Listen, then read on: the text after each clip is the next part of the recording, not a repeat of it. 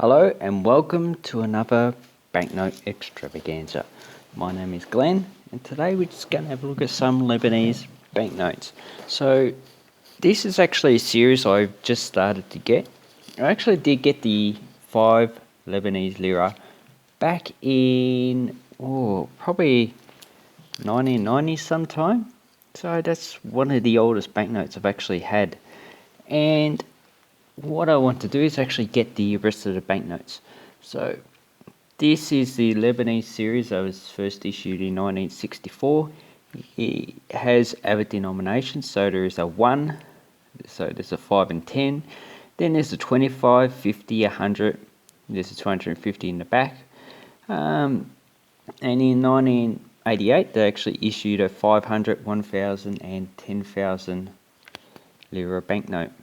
So these are called lira because if you look on the back, they have livres. So that is in French because this used to be a protectorate of France after they defeated the Ottomans in the First World War.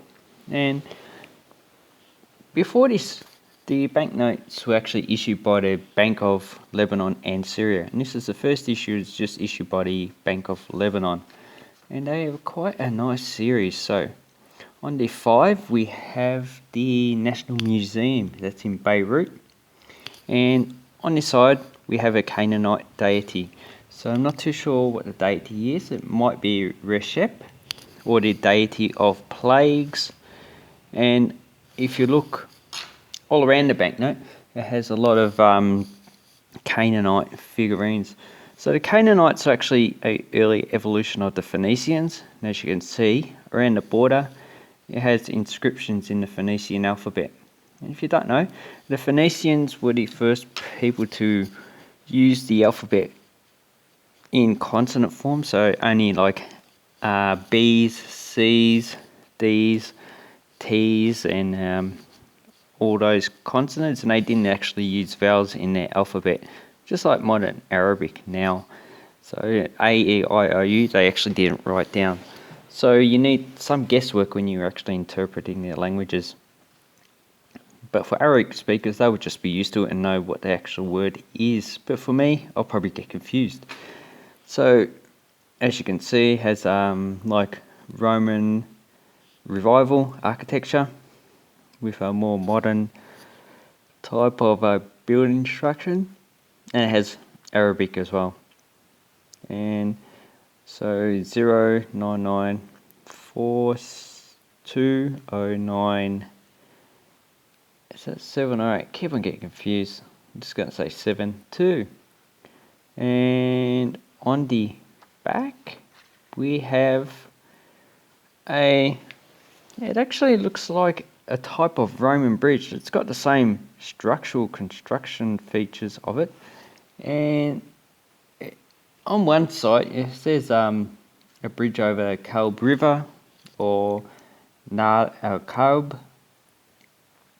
But it could be the Deonte Bridge, which is an actual Roman bridge that looks quite similar to this in on the Leontes River, which is, I didn't write down where it is.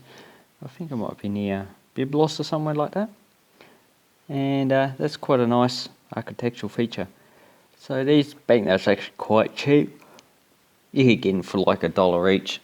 So if you're going to get Lebanese banknotes, get these ones. These ones are actually quite cheap. And they also have a lot of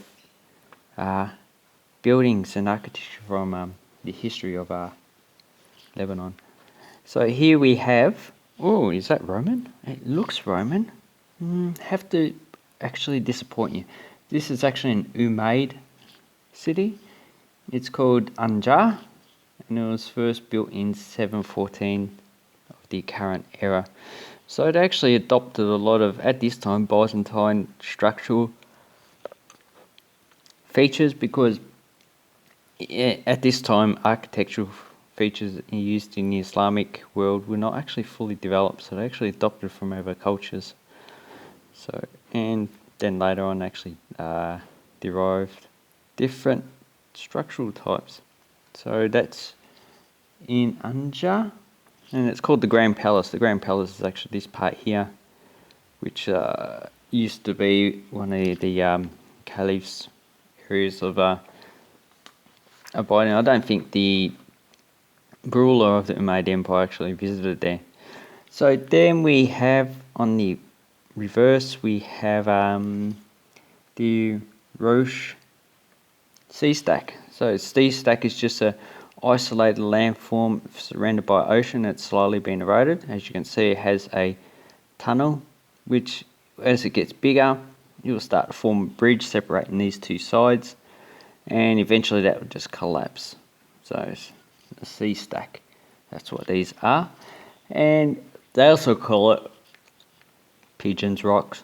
So probably there's a lot of pigeons there, I'm not too sure. And the watermark, I'm not too sure who the watermark is. If anyone is familiar with Lebanese history, they could actually show me. It looks like probably a Muslim scholar, or maybe someone important in Lebanese history. So it's quite a nice banknote. Then I have the 250. It's actually quite a big banknote. So let's get in comparison. I'll compare it with a current Australian or former Australian $10 banknote. It's been phased out. It's actually quite a big banknote. And all these banknotes suffered from inflation because of the Lebanese Civil War from 1975 to 1990. And that's why all these are actually coins. And I think the lowest coin is actually 25 livres.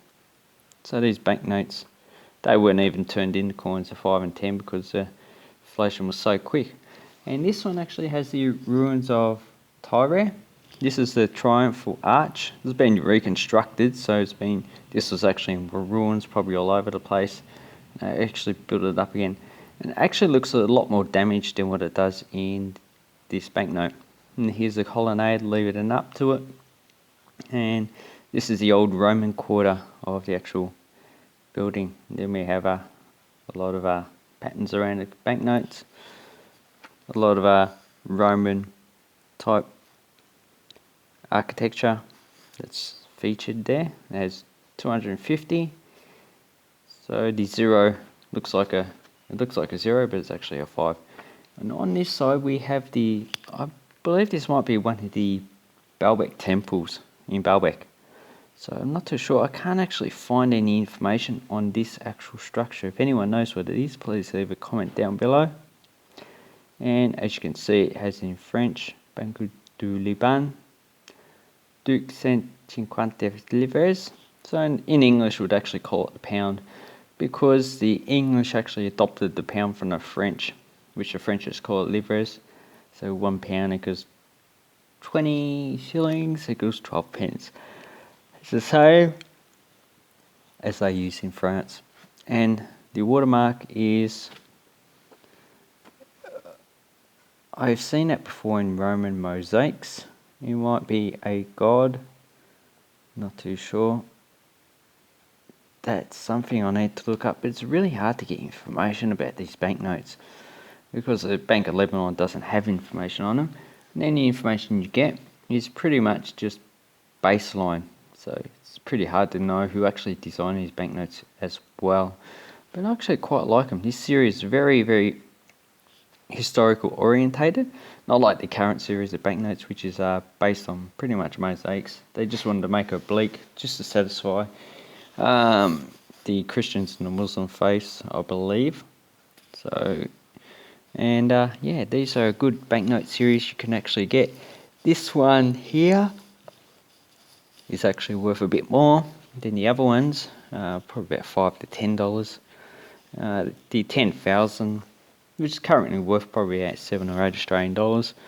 Obviously, you're going to pay for uncirculated probably about $15 to $20 for that.